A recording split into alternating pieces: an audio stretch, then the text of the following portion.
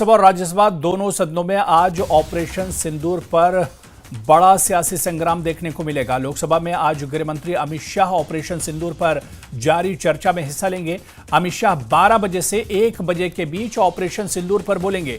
इसके साथ ही प्रियंका गांधी और समाजवादी पार्टी प्रमुख अखिलेश यादव भी आज लोकसभा में ऑपरेशन सिंदूर पर अपनी बात रखेंगे। वहीं चर्चा पूरी होने के बाद प्रधानमंत्री नरेंद्र मोदी भी जवाब दे सकते हैं।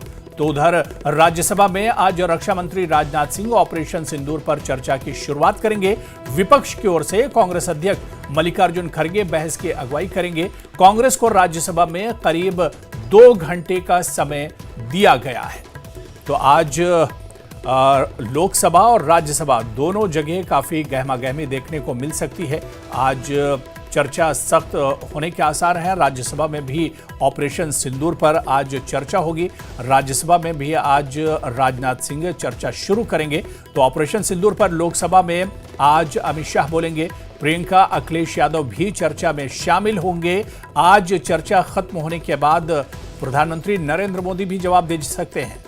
तो लोकसभा और राज्यसभा दोनों जगहों पर आज चर्चा हो सकती है। ऑपरेशन सिंदूर पर बड़ा सियासी संग्राम देखने को मिल सकता है।